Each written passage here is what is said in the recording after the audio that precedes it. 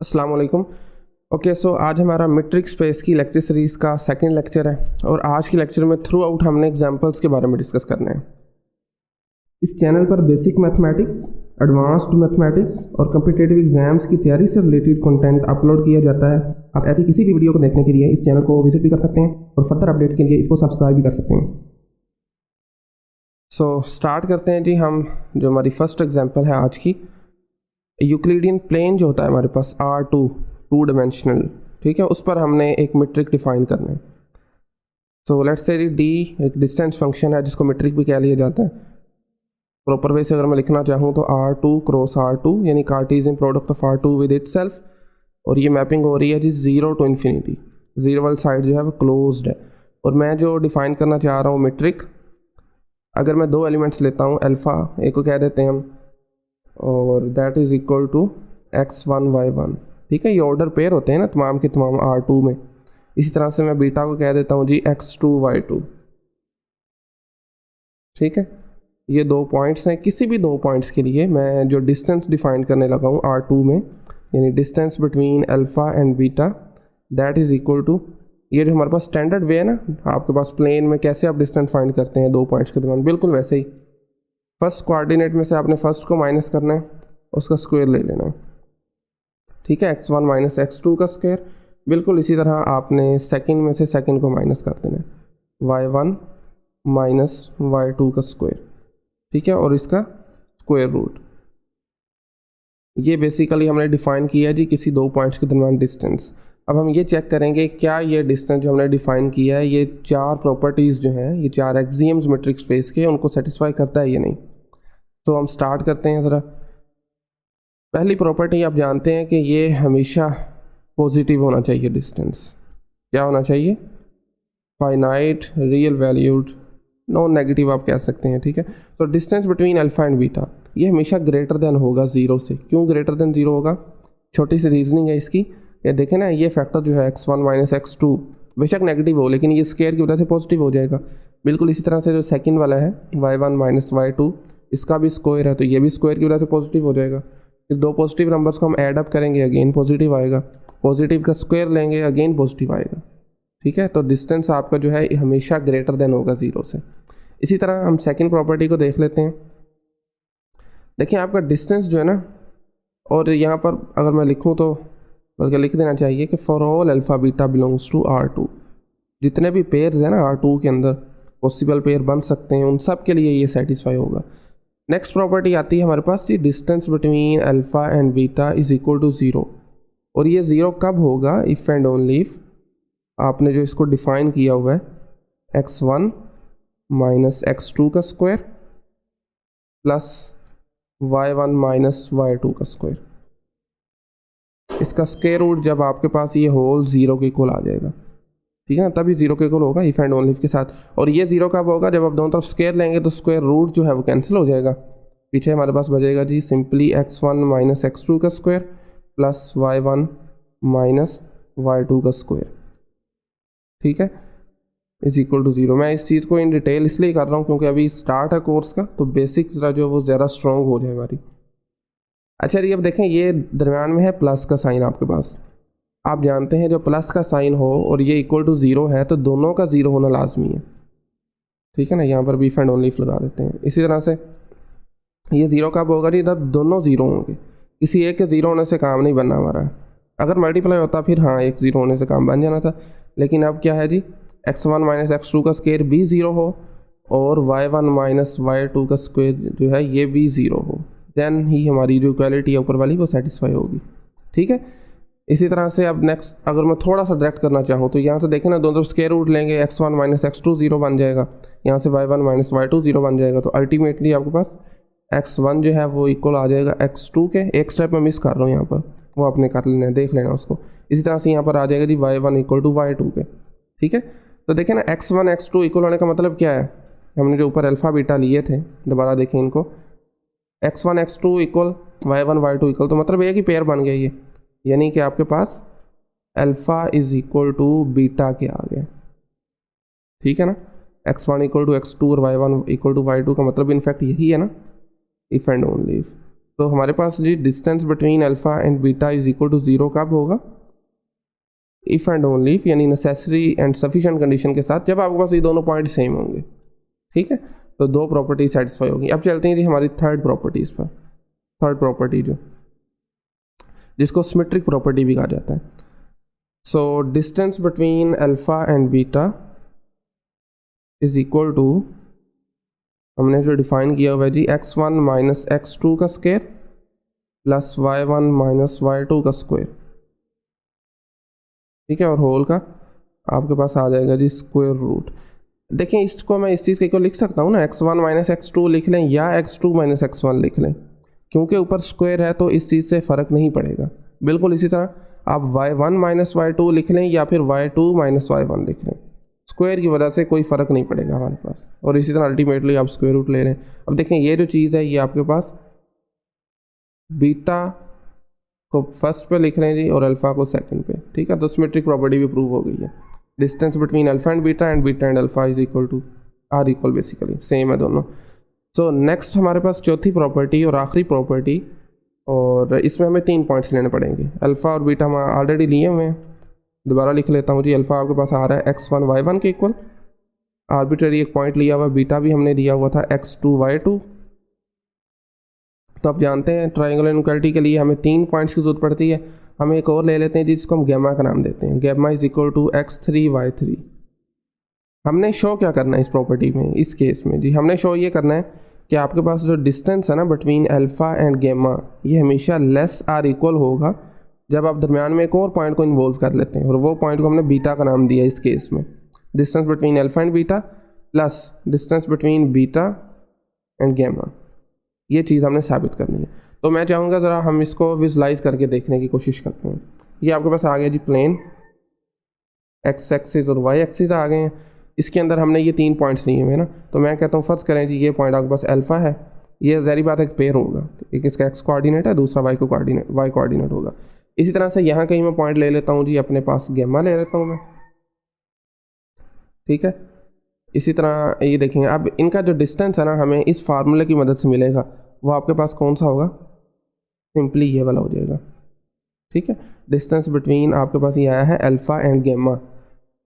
ठीक है, अच्छा जी अब हमने एक और पॉइंट जो इंट्रोड्यूस करवाया ना, अगर तो वो कोलिनियर होगा, 3 पॉइंट्स कोलिनियर होंगे, इसी लाइन के ऊपर कहीं आ जाएगा, फिर तो आपके पास ये जो डिस्टेंस है ये आपस में इक्वल हो जाएगा।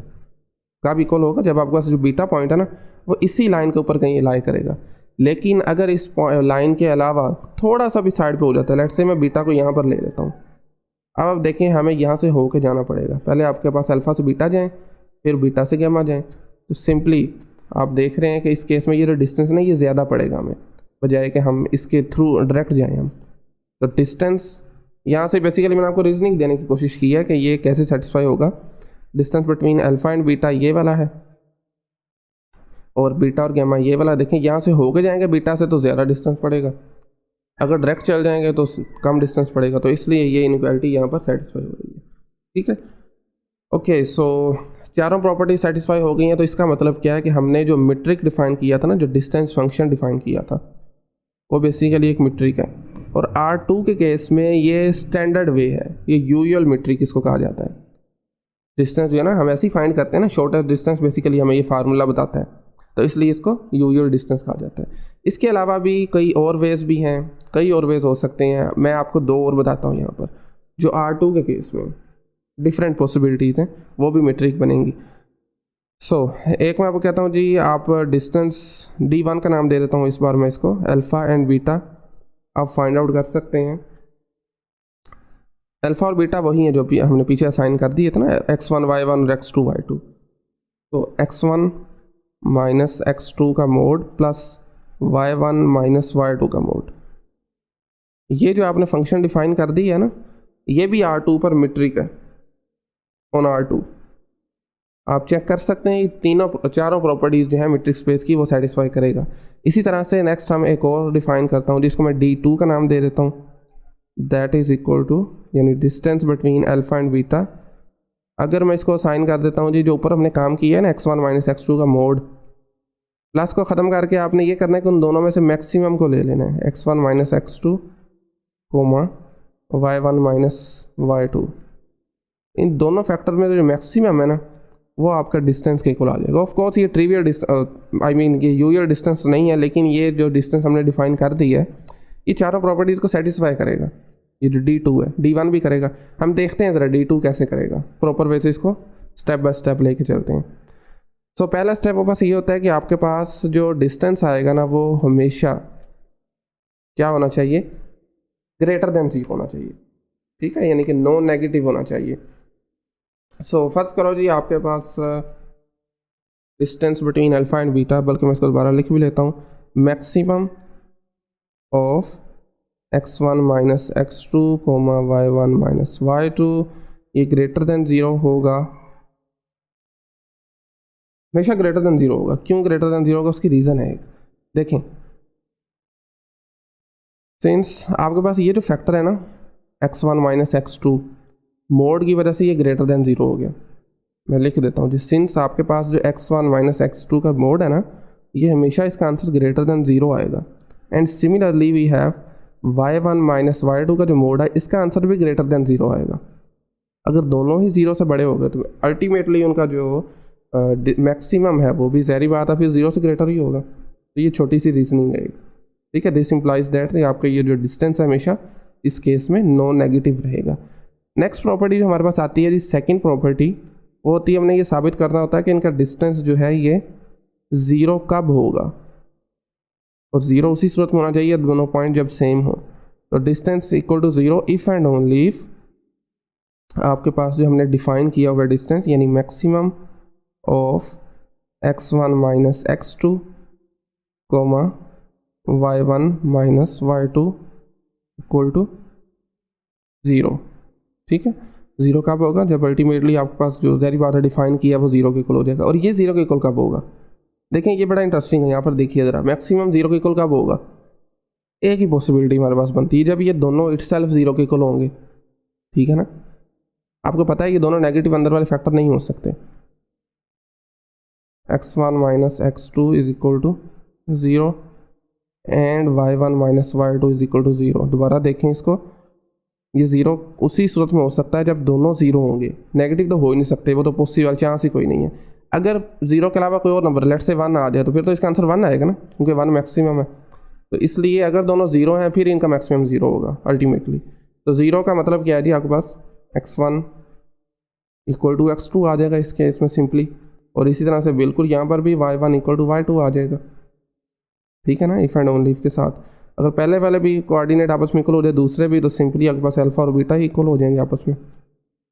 फॉर ऑल अल्फा बीटा, क्योंकि हमने 2 आर्बिट्रेरी पॉइंट्स लिए थे ना, for all alpha beta belongs to this set R2, ठीक है, इफ़ एंड ओनली इफ के साथ।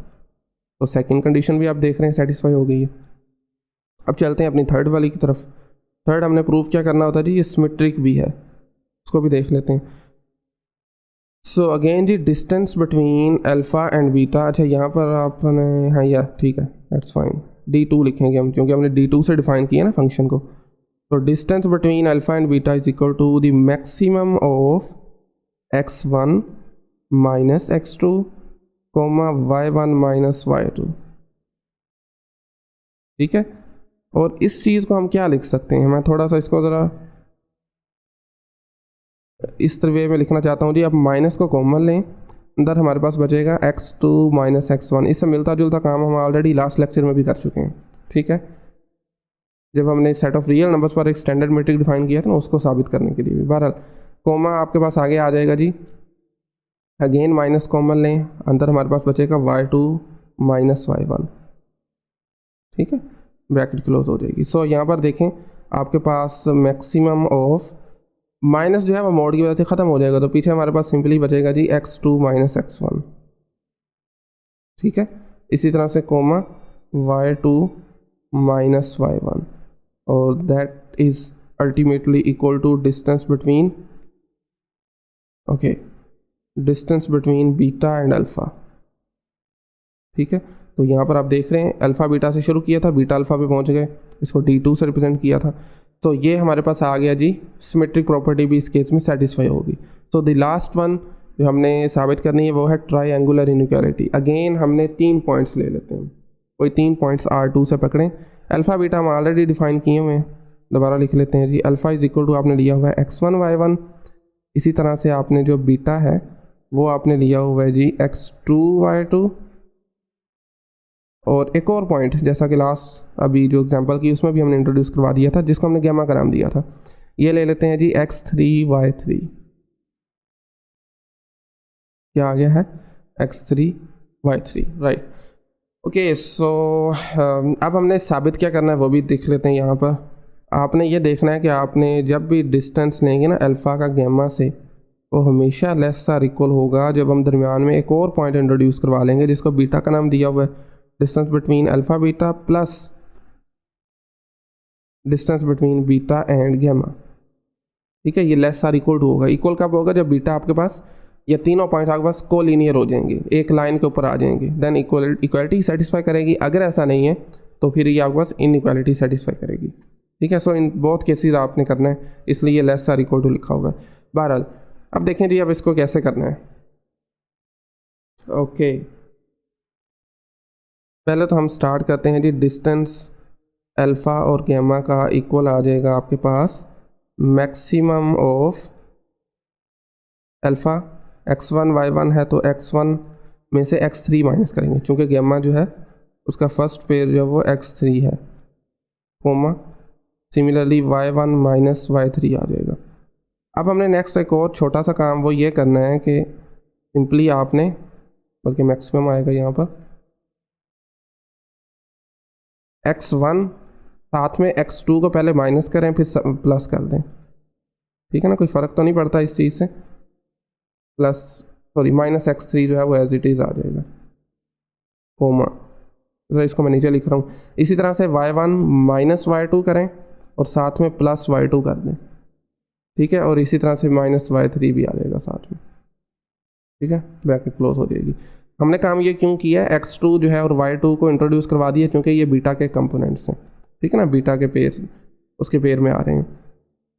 अच्छा जी, तो नेक्स्ट काम हमने ये क्या करना है कि आपने यहाँ पर देखें ना, x1 माइनस x2 और x2 माइनस x3 ट्रायंगल, एक इनक्वालिटी आपने पहले भी डिस्कस की थी हमने कि a प्लस बी जो है ना वो लेस आर इक्वल टू होता है mode of a plus mode of b। Just आपने इसको यूज़ करते हुए यहाँ पर इक्वालिटी जो है वो लेस आर इक्वल टू में चेंज हो जाएगी और अंदर हमारे पास क्या बनेगा, maximum of x1 minus x2 plus x2 minus x3, comma फिर यही काम करेंगे y के साथ, y1 minus y2 plus y2 minus y3। ठीक है, काम वही किया यहाँ पर भी। अब देखें, अब एक और प्रॉपर्टी यूज़ करेंगे हम मैक्सिमम के लिए। अगर आप देखें दो नंबर्स का मैक्सिमम लेते हैं ना, और नंबर होते हैं जी, लेट्स से मैं लेता हूँ a plus B comma c plus D, तो ये हमेशा किसके इक्वल होगा, maximum of a comma B, sorry a comma C B नहीं, पहला फैक्टर इसका और पहला इसका, a कोमा सी प्लस फिर आगे आ जाएगा जी maximum of b comma D. ठीक है, a कोमा सी और b कोमा डी, बिल्कुल इसी चीज़ को हमने यहाँ पर भी यूज़ करना है। तो ये चीज़ नेक्स्ट है ना, मैं इक्वल लिख रहा हूँ, ये इक्वल किसके है, इसके इक्वल है। वैसे ये लेस देन चल रहा है, लेस देन ही चल रहा है, इससे लेस देन ही चल रहा है, बट इक्वल किसके है जी, इस फैक्टर के। तो मैं अगर इसको लिखना चाहूँ तो मैक्सिमम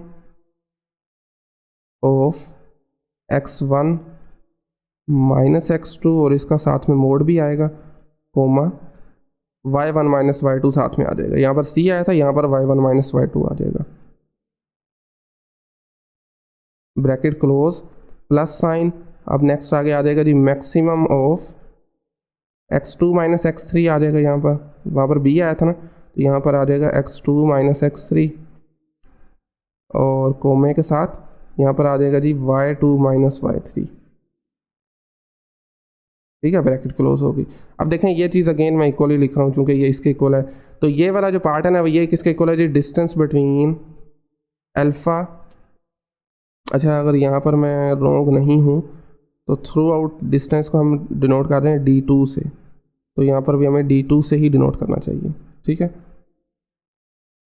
ओके राइट, यहाँ पर भी d2 आएगा, distance between alpha and beta आ जाएगा, ये चीज़ जो इक्वल है, पहला फैक्टर। इसी तरह जो सेकंड वाला है वो किसके इक्वल है जी, प्लस डिस्टेंस बिटवीन अल्फ़ा, यहाँ पर आ जाएगा बीटा विद गैमा, ठीक है। और ये इनइक्वालिटी अगर मैं चेंज करता हूँ तो यहाँ पर हमें लिखना पड़ेगा distance between alpha and gamma, ठीक है। अल्टीमेटली यहाँ पर थोड़ी सी स्पेस कम होने की वजह से आपको मे भी इसमें कन्फ्यूजन हो जाए, लेस देन इक्वल टू कहाँ लगाना है, इक्वल कहाँ लगाना है। लेकिन यहाँ पर आप देख लें कि ये जो इक्वल फैक्टर है ना, ये बेसिकली इक्वल इसके है, और ये जो लेस देन चल रहा है ये इससे लेस देन चल रहा है, ठीक है। तो हमने चूँकि स्टार्ट यहाँ से लिया था तो अल्टीमेटली हमें यही यहाँ पर लिखना पड़ेगा, दरमियान में लेस आर इक्वल टू आएगा। तो ये हमारे पास इस केस में ट्राइंगुलर इनइक्वालिटी भी सेटिस्फाई हो गई है। तो इसका क्या मतलब है कि हमने जो डिफाइन किया था D2 मीट्रिक यानी R2 with matrix D2 is a metric space, ठीक है। बिल्कुल इसी तरह से और भी कई एक वेज हो सकते हैं, ठीक है। अच्छा हाँ, इसी तरह से आप सुप्रीमम के लिए भी चेक कर सकते हैं। यहाँ पर हमने मैक्सिमम लिया ना, मैक्सिमम को अगर आप रिप्लेस कर देना सुप्रीमम से तो क्या होगा, मीट्रिक होगा, बिल्कुल होगा। प्रूव कैसे करना है, वो सुप्रीमम की प्रॉपर्टीज़ वगैरह को यूज़ करके कर सकते हैं। आप अपनी प्रैक्टिस के लिए इसको भी कर सकते हैं, ठीक है। अच्छा जी, हमने R1 के लिए भी देख लिया, R2 के लिए भी देख लिया। अब चलते हैं अपनी जनरल यूक्लिडियन स्पेस Rn की तरफ, ठीक है। R3 के लिए भी कर सकते हैं। नेक्स्ट जो हमारी एग्जांपल है उसमें हम चल रहे हैं Rn के लिए, ठीक है। यूक्लिडियन आमतौर पर इसको स्पेस कहा जाता है, और इसमें ordered and tuples of real numbers होते हैं। यानी अगर मैं दो नंबर इसके लेता हूँ ना आर्बिट्रेरी, एक को मैं अल्फ़ा कह देता हूँ, इसमें आ जाएगा जी x1 up till xn ordered and tuples. इसी तरह से मैं एक और ले लेता हूँ बीटा, और इसको मैं कह देता हूँ जी y1 अप टिल yn, और ये ज़ाहिर बात है बिलोंग करते हैं जी Rn से। और इसके लिए मैं मीट्रिक जो डिफाइन करूँगा, generalised distance between alpha beta is equal to किसके आ जाएगा आपके पास, जैसे हमने R2 पे डिफाइन किया था उसी को जनरलाइज करना है। तो simply x1 minus y1 plus x2 minus y2, इसका भी स्क्वायर आ जाएगा, प्लस सोन हमने n तक जाना है क्योंकि n टपल्स है ना हमारे पास, तो xn माइनस yn इसका भी स्क्वायर ले लेंगे तो होल का स्क्वायर रूट आ जाएगा। अच्छा, इस केस में अगर आप देखना चाहें ना फंक्शन क्या है, तो फंक्शन क्या होगा जी, आपके पास Rn का आपने लेना है कार्टेशियन प्रोडक्ट विद इटसेल्फ, और इससे बिल्कुल वैसे ही 0 टू इन्फिनिटी। समटाइम यहाँ पर ना R भी लिख दिया जाता है, सेट ऑफ रियल नंबर्स, लेकिन चूंकि हमारा डिस्टेंस हमेशा पॉजिटिव होता है, 0 भी हो सकता है इन पर्टिकुलर केसेस, तो इसलिए मैं यूज़ करूँगा 0 टू इन्फिनिटी, 0 साइड जो क्लोज्ड है।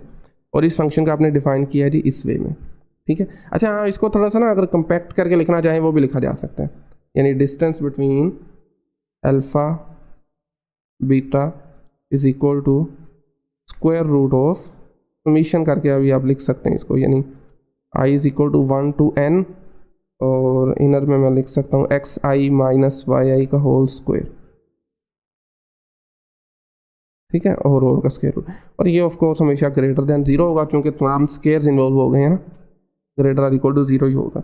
ये भी आप चेक कर सकते हैं, इसके लिए बिल्कुल सेम मेथड है जैसे आपने R2 के लिए किया था, शो कर सकते हैं कि ये बेसिकली आपको मीट्रिक स्पेस है, चारों प्रॉपर्टीज़ को सेटिस्फाई किया जा सकता है। अच्छा जी, नेक्स्ट हम चलते हैं इसी तरह से ना। अच्छा, Rn के लिए भी और कई वेज हो सकते हैं, ये स्टैंडर्ड वे है Rn पर डिस्टेंस डिफाइन करने का, और भी कई वेज हो सकते हैं।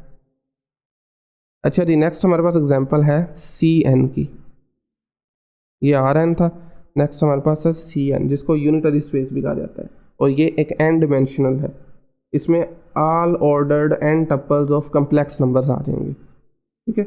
यानी अगर मैं इसके दो एलिमेंट्स लिखना चाहूँ ना, alpha x1 up till xn, यहाँ पर जो x1 से xn तक ये तमाम कम्प्लेक्स नंबर्स हैं, पिछले केस में तमाम रियल्स थे, जिससे ये डिफरेंस है दोनों में। इसी तरह से बीटा को मैं ले लेता हूँ जी y1 से लेकर yn तक, ordered and tuples of complex numbers, ठीक है।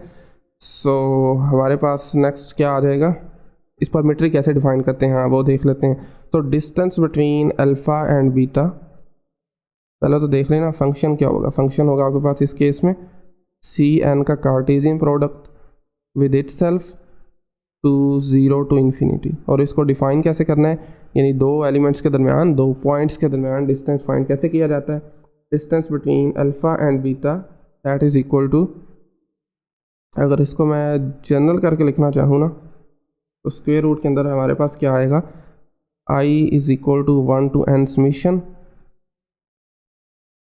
xi माइनस yi और इसका आ जाएगा जी होल का स्क्वायर। ठीक है, xi माइनस yi और यहाँ पर आ जाएगा मॉडुलस, कम्प्लेक्स नंबर के केस में मॉडुलस लेंगे हम। ठीक है, इस वे में आप डिफाइन कर सकते हैं कम्प्लेक्स स्पेस, कम्प्लेक्स स्पेस भी कह सकते हैं, यूनिटरी स्पेस भी कह लिया जाता है इसको।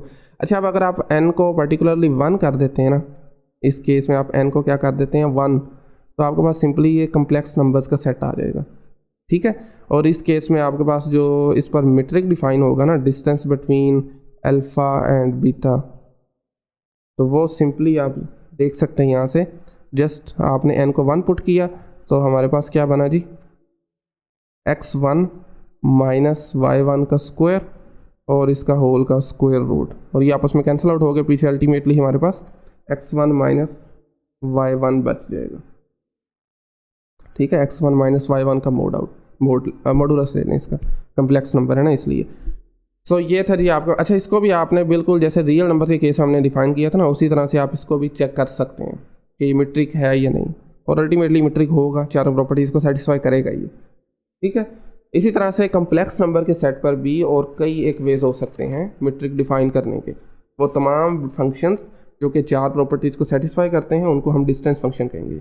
ये जो आपके सामने मैंने लिख दिए हैं ये स्टैंडर्ड वेज हैं, यूजुअल वेज हैं। ठीक है, ओके राइट। सो आज की आखिरी एग्जांपल, उसके बाद फिर हम इस लेक्चर को वाइंड अप करते हैं। कोई भी आप एक सेट ले लेना, मैं एक सेट ले लेता हूँ जिसको m से रिप्रेजेंट करता हूँ, that must be non empty set. इस पर आप एक मीट्रिक डिफाइन कर सकते हैं। ठीक है, और उस मीट्रिक स्पेस का नाम है जी, मैं लिख देता हूँ यहाँ पर, डिस्क्रीट मीट्रिक स्पेस। क्या कहेंगे इसको, डिस्क्रीट मीट्रिक स्पेस। कैसे डिफाइन करना है आपने, इसके कोई भी दो आप एलिमेंट्स लें। पहले तो मैं आपको ज़रा फंक्शन बता देता हूँ, हम डी नोट से इसको लेट से रिप्रेजेंट करते हैं। फंक्शन होगा जी आपके पास m क्रॉस m से 0 टू इन्फिनिटी, और आपने इसको डिफाइन कैसे करना है, D naught of X Y is equal to, ये आपका जो फंक्शन है ना ये दो तरह से डिफाइन हो रहा है। ठीक है, आपके पास ये 0 आएगा कब, अगर आपके दोनों पॉइंट सेम है, if x is equal to Y, और 1 आएगा अगर आपके दो पॉइंट्स डिफरेंट हैं। दो पॉसिबिलिटीज हैं इसमें, या तो आपका डिस्टेंस 0 आएगा या 1 आएगा। और 0 कब आएगा, जब आपके पास पॉइंट्स सेम है दोनों, और 1 कब आएगा, जब आपके पास पॉइंट्स डिफरेंट हैं, वो कुछ भी पॉइंट्स हो सकते हैं। For any X Y belongs to M, यानी कि आप कोई भी दो पॉइंट्स लें, उनके दरमियान डिस्टेंस हमने इस वे में डिफाइन कर दी है। और ये आप इसको एज असाइनमेंट कर सकते हैं, चार प्रॉपर्टीज़ कैसे सेटिस्फाई होंगी। इसमें जस्ट डिफरेंस ये है कि पहले आपके पास फंक्शन होता था एक ही बस, इस केस में आपको दोनों को लेके चलना पड़ेगा। ठीक है, जिस भी प्रॉपर्टी को आपने करना है ना प्रूफ, चार प्रॉपर्टीज़ हैं जो मैट्रिक्स स्पेस की, आपको इन दोनों को साथ लेके चलना पड़ेगा। ठीक है, 0 if x is equal to Y and 1 if x is not equal to Y. ठीक है, ओके। सो आज के लेक्चर यहीं पे वाइंड अप करते हैं जी। कोई भी सवाल आपका आज के लेक्चर से रिलेटेड कहीं से नहीं समझ आई, आप कमेंट सेक्शन में पूछ सकते हैं। इंशाल्लाह नेक्स्ट लेक्चर में मज़ीद एग्जांपल्स के साथ हाजिर होंगे। So thank you very much.